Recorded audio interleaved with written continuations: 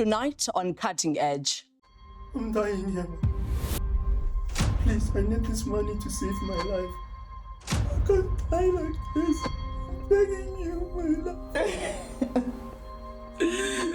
My son is asking for help and I can't help him. Mandikwamkele mbukeli kwinkqubo ndaba Cutting Edge ndizivothisele kuwe ekhaya igama ngu-Ondela Mbana.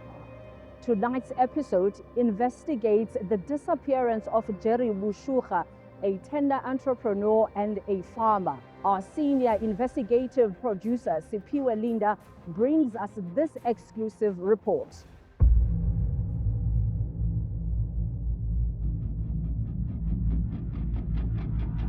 Please, I need this money to save my life. I'm dying. This is too serious.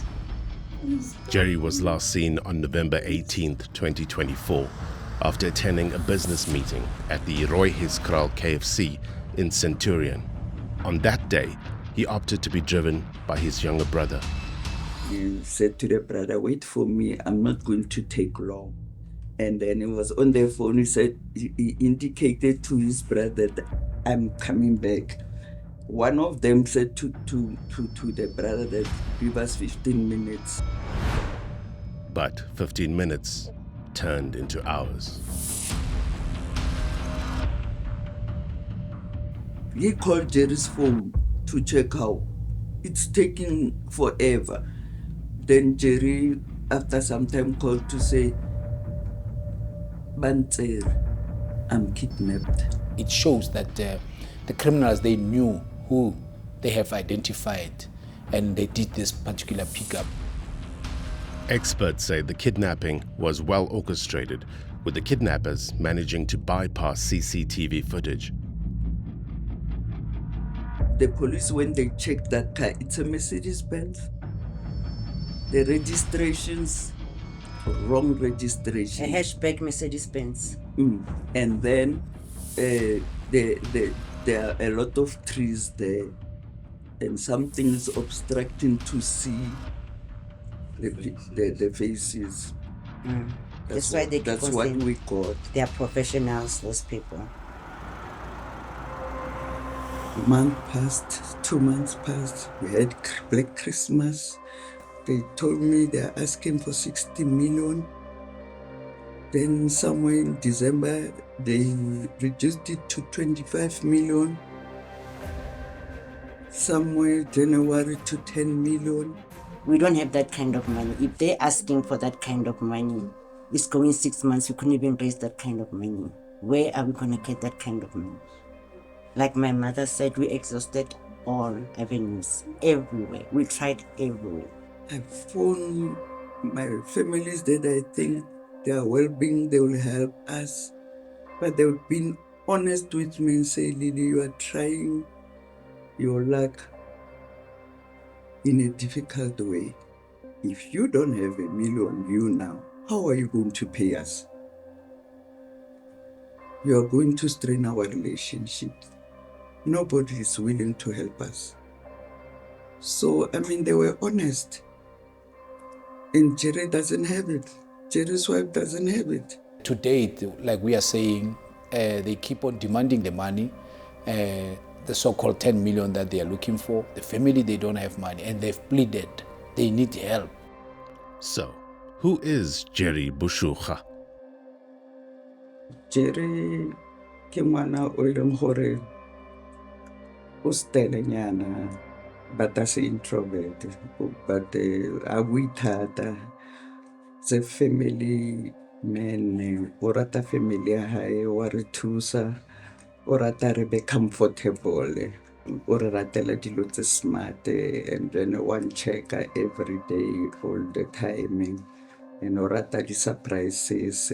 A ka no tla fela a re mama test driver koloi e ka test driver fetsa re ke ya hao. Jerry is known as a hard-working tender entrepreneur, a farmer, and owner of a VIP protection service company.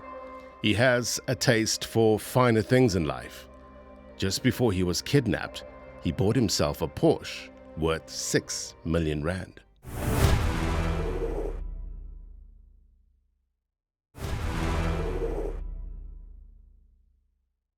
3 months have passed since Jerry's kidnapping.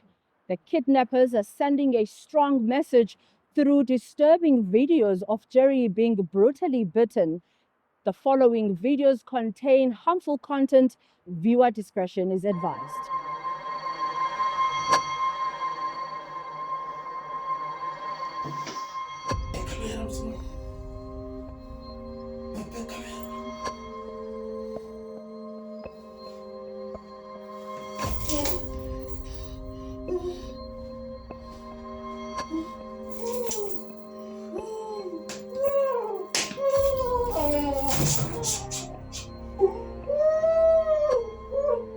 I'm dying. This is too serious. Please help me. Please. I can't die like this. I'm begging you, my love. Look at me now. I really need this money. You know I work hard. I can't be treated like this. I get messages that Jerry's best friend, Cat Vusi Matlala, is the one who is involved in this kidnapping. And I feel so bad, and it hurt me so much that I know Vusi. I've met Vusi. I know Vusi Matlala's wife. I was once sitting at the same table having lunch with Vusi Matlala's wife. If that is the case, Vusi, can you be so cruel? Can you be so cruel? And take Jerry. The family says he is a business associate and a friend of Vusi Cat Matlala. The first time we heard about Vusi Cat Matlala was in respect of the Sibiya hospital tender. There were a lot of theories, rumors, whispers doing the rounds regarding the assassination of whistleblower Babita and all the different people that had been involved in getting tenders and who was linked to what. And his name popped up as having somehow or another benefited from the Sibiya hospital tender. And obviously, as a result of that and what happened to Babita, became a person of interest. Chad Thomas is an independent law enforcer for IRS Forensic Investigations. He's been working on Cat's case for some time now. Fast forward a few years, we find out that he is being awarded the SAPS wellness tender for all the SAPS members. We've got over 180,000 people employed by South African Police Services, and this is a multi-million rand tender to ensure that officers are fit for duty, officers have the necessary medical assistance should they be boarded, should they be stressed, as well as to ensure that all new members joining undergo thorough physical medical examinations. It was strange.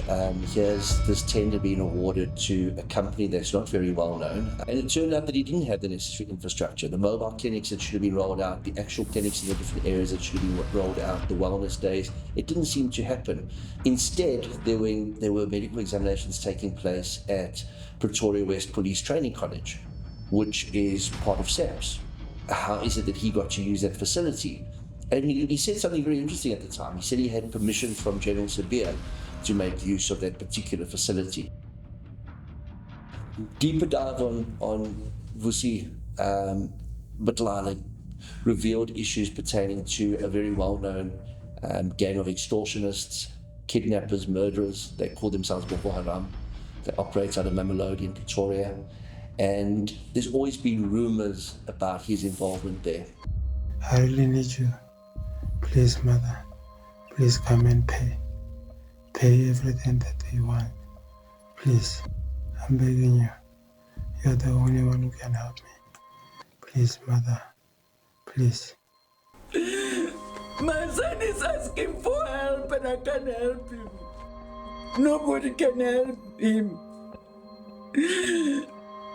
Jerry has little kids. Poor young woman of Jerry.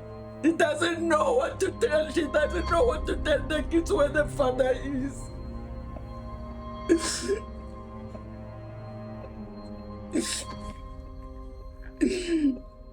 You have tortured us enough. Have mercy on us. The family says the Minister of Police, Mchunu, was in communication with them and promised to assign a special task team to Jerry's case assignment. Prove with these Jerry stories that you are reliable and trustworthy. Find my son. You phone the police. They say Wapila. Where do they get that information? To say Wapila.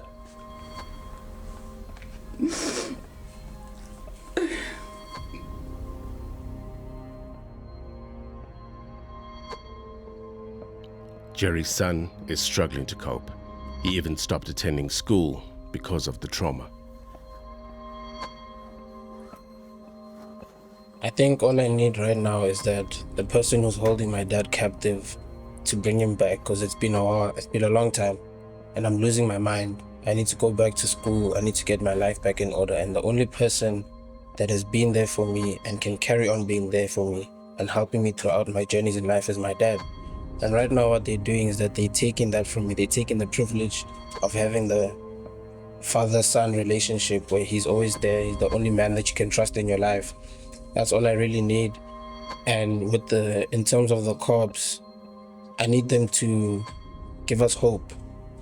Give us hope that they're working, or at least show us that you're doing something. Because it's been 7 months now, and we're hearing the same things. Or no, we're getting closer.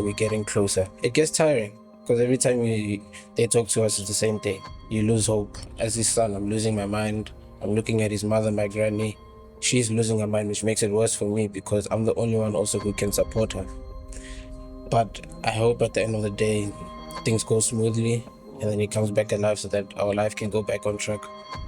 Whoever is involved in my uncle's kidnapping, I beg you to have sympathy and release him soon. It's been over 7 months now, and we need him. My cousin here struggles a lot at night. I can see that he's struggling, but he tries to stay strong for my grandmother and for us, cause he's the bigger brother.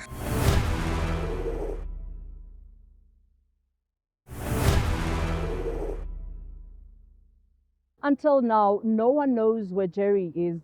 One wonders, why was Jerry kidnapped?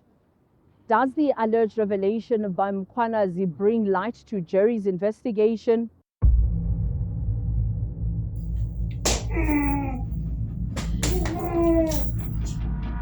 This is like a terrorist type of activity.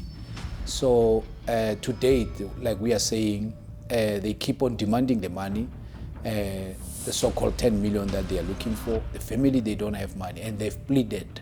They need help. And what is more worrying is that, Jerry is living with certain chronic medication, and we don't know if he is getting his medication, but what we are pleading is that Jerry must be released. It's been a long time. I'm dying. This is too serious. Please help me. It's a very concerning case. The videos that I've now had sight of are exceptionally distressing. The interview with Jerry's mother is so heartbreaking to see a woman having to go through that. They're torturing my mother every day. They're torturing us. I've never been tortured like this in my The fact remains is though that criminal syndicates generally have respect for other criminal syndicates. They don't tend to encroach on each other's turf. If Jerry was a close friend of Vusi Matlala, it would be highly unlikely that a rival gang would kidnap him, because they know the reputation of Vusi Matlala, and they understand that there would be repercussions that could create a war. So it would be very interesting to find out who in actual fact is behind the kidnapping of Jerry and what the true reasons for the kidnapping were. On the ground, we realize as we go on the ground, trying to gather certain information, that there's also issues of trust deficit between some of the law enforcement and the communities. Hence, some are saying there are certain police who are involved in this, but those are just allegations for now. But, that will deal with that upon the investigation. But for now, any information is crucial. On Sunday, the 6th of July 2025, KwaZulu-Natal Police Commissioner Lieutenant General Nhlanhla Mkhwanazi held an explosive press briefing accusing senior SAPS members of crime. Kat's name was also mentioned. And I can confirm before the South Africans today that the investigation which these members were involved with in Gauteng has unmasked the syndicate. And this syndicate involves, amongst others, politicians who are currently serving in Parliament. The law enforcement officers include the members of the South African Police Service, the Metro Police, and correctional services. They include prosecutors in Gauteng province, the judiciary, and all these are controlled by the drug cartel as well as business people in that province of Gauteng. The evidence has been found in the cell phone of Mr. Vusi, also known as Cat Matlala, which shows the communication between Mr. Brown Mokgotsi and the Minister of Police, Mr. Mchunu. On the 14th of May this year, 2025, the task team arrested Vusi Muzi, who is also known as Cat Matlala, for an attempted murder ×3. I must highlight that this Mr. Vusi Muzi Cat Matlala is an individual who was awarded a police contract of over 360 million rand in 2024. An analysis was conducted on electronic communication of this arrested person. This analysis reveals communication between the arrested Vusi at Cat Matlala, Mr. Brown Mokgotsi, an associate of the Minister of Police, as well as the Minister of Police, Mchunu. On the 1st of January, the letter is issued on the 31st. On the 1st of January, 2025, Mr. Brown Mokgotsi sends a WhatsApp to Vusi Muzi Cat Matlala, and it reads as follows, I quote, "I have arranged a meeting for Sibiya and the minister. They must have a solution." And it follows another message. "The task team that came to your house and harassed you have been dissolved. They got the letter on Monday. As we speak, they are bringing all docket to Sibiya." This letter is issued on the 31st of December 2024. This communication is on the very next day, the 1st of January 2025, where it says the dockets have been called and have been sent to Sibiya. Yes, we know the dockets only were sent to Sibiya in March this year. The Minister of Police responded to the allegations. In response to the recent allegations made by Provincial Commissioner Mkhwanazi, and while respecting the President's call for calm, the Minister of Police, Mr. Mchunu, feels it is important to clarify the following. The Minister has never met Mr. Matlala, has never spoken to him, nor has the Minister ever requested or received anything from him. The Minister did, however, initiate a review of the SAPS tender awarded to him when suspicions of possible wrongdoing surfaced. It was the same tender which has since been terminated. We contacted Vusi Matlala's legal representatives. They preferred to correspond via email. By the time of airing of this episode, they had not responded.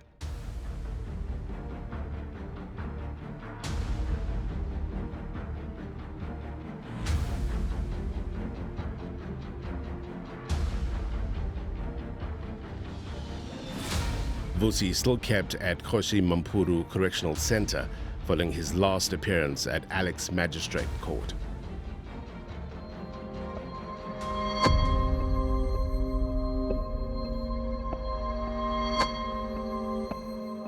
We just want to know what's happening to our brother, so that we can have also closure. We want to know if my brother is still alive there. If he's still alive, they must just release him to us. We had it, it's too much. It's just too much. It's too much.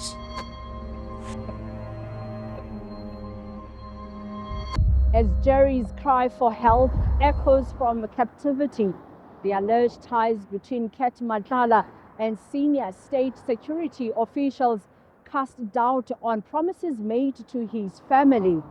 Now the question remains, when those who are meant to protect are entangled with those who abduct, is there hope for justice? Remember, if you missed tonight's episode, you can catch a repeat on Wednesday at 14:30 on SABC 1.